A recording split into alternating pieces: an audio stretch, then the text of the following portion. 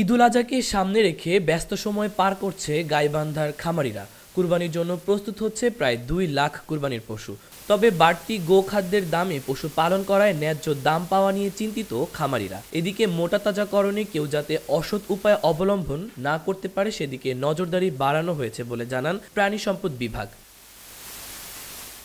কেউ খড় কাটছে, কেউ করছে হাড়ি হাড়ি রান্না। চালের কুড়া, ভুট্টা ভাঙা, ভুসি সহ এসব রান্না করা খাবার খাওয়ানো হচ্ছে কুরবানির পশু মোটা তাজাকরণে।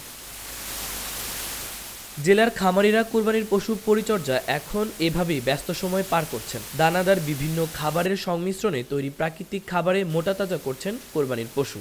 কোরবানিযোগ্য গবাদি পশুর মধ্যে ফ্রিজিয়ান, শাহিওয়াল ও দেশীয় ষাঁড় গরু, বলদ, গাভী, মহিষ, ছাগল, ভেড়া কুরবানির জন্য প্রস্তুত করছে খামারিরা। দেশি গরুর চাহিদা সবসময় বেশি থাকে। আমি আজকে 15 দিন আগে 10 লক্ষ টাকার গরু বিক্রি করছি।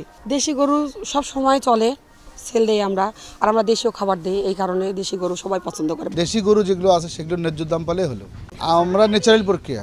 শাহিওয়াল গরু আছে, এগুলো আমরা 2 বেলা করে খাবার দিই। সামনে কুরবানি ঈদ, এই জন্য আমরা 2 বেলা করে খাবার দিচ্ছি।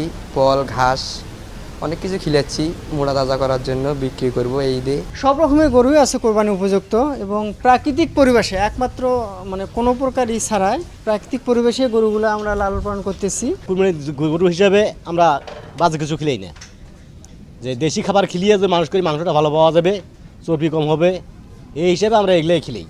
পশু মোটা তাজাকরণে হরমোন, রাসায়নিক বা কেউ যাতে অন্য কোনো উপায় অবলম্বন না করতে পারে সেদিকে নজরদারি বাড়ানো হয়েছে। খামারিদের প্রাকৃতিকভাবে পশু মোটা তাজাকরণে পরামর্শ ও বাজারজাত করার সার্বিক সহযোগিতা করা হচ্ছে বলে জানায় জেলা প্রাণী সম্পদ বিভাগ।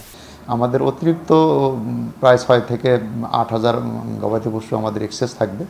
আমরা আশা করতেছি যে এই যে এক্সেস গরুটা আমরা জেলার বাইরে আমরা এটা পাঠাতে পারবো, যাতে করে সাধারণ খামারিরা এটা বিক্রি করে উপকৃত হয়। কোরবানির পশু বিক্রি করতে যা যা করণীয় আমরা সকল প্রস্তুতি নিয়েছি। আমরা আমাদের উপজেলা অফিসারদের নিয়ে গতকালই আমরা মিটিং করেছি যে কোনোভাবেই অসুস্থ অথবা অন্য কোনো উপায়ে হৃষ্টপুষ্টকরণকৃত কোনো পশু যাতে হাটে না ওঠে সেই ব্যবস্থা করা। কুরবানির এসব পশু জেলার 26টি স্থায়ী ও 16টি অস্থায়ী হাটের পাশাপাশি প্রাণী সম্পদ বিভাগের উদ্যোগে 8টি অনলাইন কুরবানির পশুর হাটের মাধ্যমে বিক্রি হবে।